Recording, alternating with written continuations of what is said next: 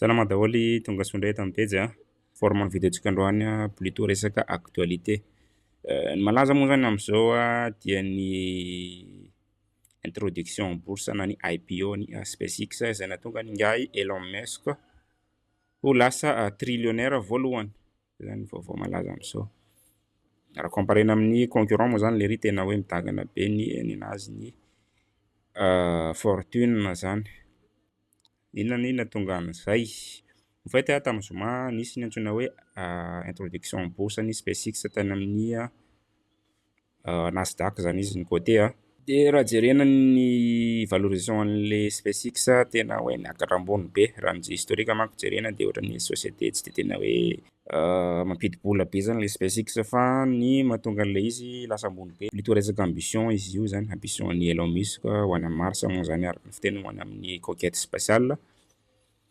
De iny zany tena hoe nampiakatra be ny valorisation ny SpaceX fa anatin'izay ihany misy karazana hoe micmac ohatran'ny hoe fusion ana XAI ny Grok ny an'lery ihany raha tsy diso Twitter koa ohatran'ny tafiditra fusionner lery anatin'le SpaceX. Bref, nisy micmac kely tao anatin'le izy de izy koa moa zany mahay mivarotra be lery de valorisé aty amin'ny 1,7 trillion de dollars ilay SpaceX. Tamin'ny zoma moa zany no nandeha ny introduction en bourse ny SpaceX. Raha jerentsika amin'ny TradingView SpaceX ny ticker-n'ilay société an'le SpaceX sur Nasdaq. De anisan'izy ity zany anisan'ny introduction en bourse du siècle zany, zany hoe tsy tsary nisy société côté en bourse nanao ohatran'ny nataon'ny lery zany introduction en bourse. Ty zany ny cours tamin'ny zoma ta partir ny amin'ny 9 ora ariva eo taty Madagasikara 150 $ ny action anankiray de niakatra aty amin'ny 176 $ ty de aveo ny nidina kely. Bref zany ty introduction en bourse ty ny valorisation ny lay société ny lery ambony be no nahatonga an'lery ho lasa trillionnaire. Ohatran'izay resaka crypto ndray nisy ny antsoina hoe fidinana drop na market cap mandeha amin'ny 2,5 trillion de dollars tamin'ny début du mois de janvier ty zany. De ny antony izy moa zany BDB fa ny tena anisan'ny nalaza zao ny Michael Saylor tompon'ny société antsoina hoe stratégie izay société manao accumulation na bitcoin. Lery moa zany niziroziry taloha hoe tsy hanao vente na bitcoin mihitsy zahay fa hanao accumulation foana zany. De tsy karatra nefa fa ny nanao vente na 32 bitcoin zalahy tamin'ny début du mois de juin 2026 zany. Nefa raha voatsorina koa zany ty de 32 BTC ty zavatra kely par rapport amin'ny trésorerie zalahy. Bref zany ohatran'ny hoe symbolique le izy fa nampisy resa be taty amin'ny tontolon'ny crypto. Même ary quelques jours après an'izay izy efa nanao rachat ndray 1550 BTC. Ohatran'izay zany tena hoe nampisy engouement kely taty amin'ny crypto. Raha jerentsika ny cours ny action MSTR ny stratégie tena hoe anisan'ny critique am'izao zany hoe tena hoe be dia be ny misorta an'le société moa zany de 1 de 2 misy satria izy fragile be zany le société lery satria basé amin'ny resaka dette. De aty amin'ny pan critique zany izy am'izao aux alentours ny 123 $ eo zany ny prix an'le action. De atahorana zany irodana ty société an'lery ty zany raha tsy mitandrina zany zalahy satria raha mirodana de misy karazana hoe cascade de liquidation de obligé izy mivarotra bitcoin de manao cascade zay zavatra zay de mety liquider mety irodana koa zany prix ny crypto-monnaie. Ankoatran'izay côté resaka ETF ndray en fait amin'ny ETF manko misy ny antsoina hoe inflow sy ny outflow zany hoe ny inflow vola miditra na hoe bitcoin miditra de ny outflow bitcoin mivoaka. Tsy karatra zany fa niakatra be ny outflow taty amin'ny ETF bitcoin zany nanomboka tamin'ny mois de mai De iny koa zany anisan'ny facteur iray anampidina ny cours-ny Bitcoin. Ny ankoatran'izay ny ohatra ny Ethereum indray io moa zany manaraka ny cours-ny Bitcoin daholo ny presque ny altcoin rehetrarehetra. Ny Ethereum, ny BNB, ny Solana sy ny tariny presque lidina daholo. Ankoatran'ity crypto anankiray ity antsoina hoe Hyperliquid. Ny Hyperliquid zao nisy nahazo plus performance de plus de 50% tamin'ny 30 jours tato ato zany hoe tena hoe nisy performance be ny Hyperliquid par rapport amin'ny autre crypto-monnaie na ny altcoin. Resaka firin'ny grid index zany hoe indice de la peur anisan'ny tena aty amin'ny fear total antsika zao zany hoe peur total ny investisseur en crypto satria midina foana le prix. Ohatrohatran'izay raha hijery graphique antsika ato ny BTC USD ny anahy moa zany ity ny anahy ny indicateur koa tena jereko amin'izao dia ny antsoina hoe BTC cost non BTC mining cost.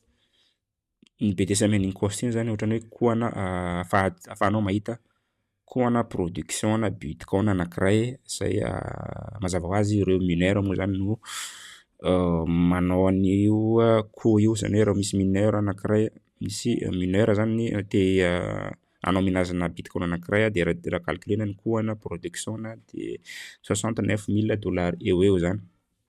Resaka électricité ny tena basen'izy io. De antsika miteny zao aty amin'ny $64,000 ny Bitcoin, zany hoe sous-évalué zany ny prix ny Bitcoin par rapport amin'ny coût de production, zay no antsoina hoe inférieur amin'ny valeur intrinsèque ny Bitcoin zany. De iny antsointsika hoe phase d'accumulation, zany hoe raha ohatra ianao te investir en crypto en Bitcoin de fotoanan'izao anaovana accumulation. DCA moa zany ny stratégie tena tsotra indrindra. Raha mila stratégie somary avancé ianao de afaka mi-contacte anay any amin'ny WhatsApp. Ohatr'izay zany ny zava-misy amin'izao de araka ny nijerentsika teo atahorana hirodana ty MSTR ty dia possible zany ty mitondra ny Bitcoin mankany amin'ny bottom zany toy ny ino misy ty fahidin'ny FTX tamin'ny bear market 2022.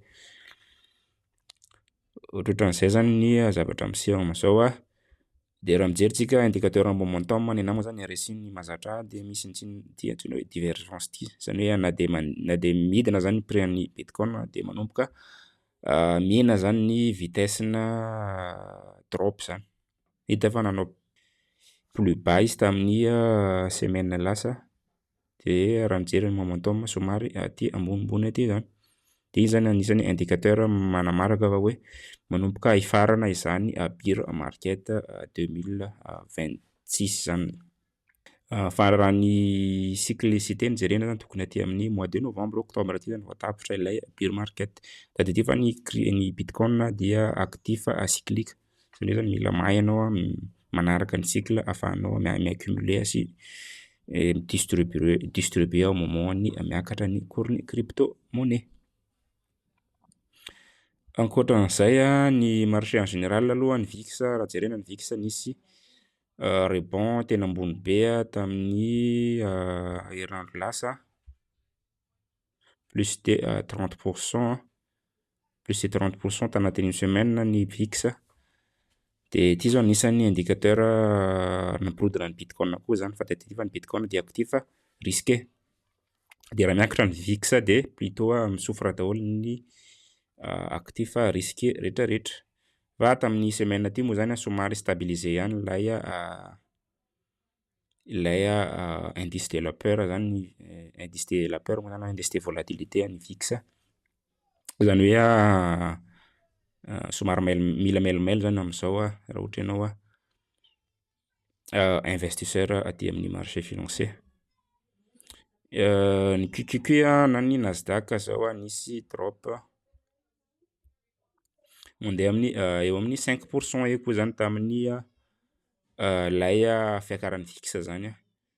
De mila mail zany amin'izao satria possible hanomboka andraitsika anao tendance baissière zany aty amin'ny marché financier, zany hoe anao récession zany ny économie mondial d'après an'ireny fiakarana be même nisy ady tany Iran ireny zany. Ny S&P 500 raha ohatra hoe niany ny S&P 500 nidina eo amin'ny 3% eo tamin'ny semaine lasa, somary stabilisé izy tamin'ny semaine ty.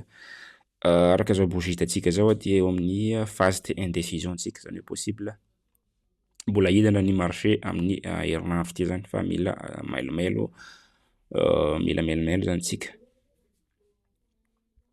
Ankoatran'izay ny dollara indray manao an'ity phase corrective ty nanomboka tamin'ny juin 2025 dia mbola eto tsika zany va tsy de latéraliser zany izy amizao fa raha ny tendance no jerena zany à long terme dia midina zany ny dollara. Ny avantagen'izay plus midina ny dollara plus mahazo hena ny actif risqué toy ny crypto sy ny action ohatra ny S&P 500 na ny Nasdaq.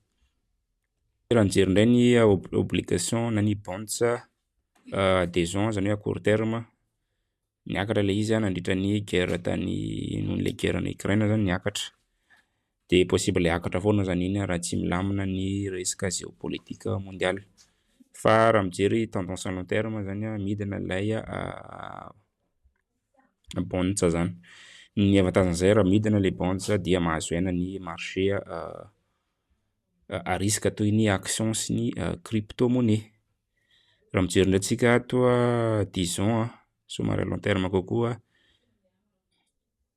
ohatran'ny hoe zany zavatra ampiseho zany hoe miakatra zany tato ato nanomboka tamin'ny faran'ny taona moa zany niakatra tsikelikely izy, fa anisan'ny tsara jerena zany ty, tsara arahana zany ty indication ny obligation adhesion ty zany, satria raha comparena amin'ny court terme io ny court terme plutôt midina kokoa zany ny tendance long terme. De plus midina ho an'ny bonds de plus mahazo hena ny action sy ny marché à risque. Ny gold indray, ny gold ohatra ny midina ny gold. Gold nidina nanomboka tamin'ny faran'ny taona zany, nidina foana ny gold de possible hanao rebond kely izy de hidina foana zany raha ny tendance à long terme no jerena zany. Ohatran'izay indray zany ny videontsika androany raha hanao résumé zany tsika de ny voalohany ny introduire en bourse ny SpaceX tamin'ny zoma de nisy karazana hoe engouement kely taty amin'ny marché, taty amin'ny IPO satria valorisé aty amin'ny 2 trillions de dollars ilay SpaceX zay nahatonga ny Elon Musk lasa trillionnaire voalohany satria izy mi-détenir raha tsy diso 40% ny action SpaceX. De ny Bitcoin indray nisy fidenana be tamin'ny herinandro plus de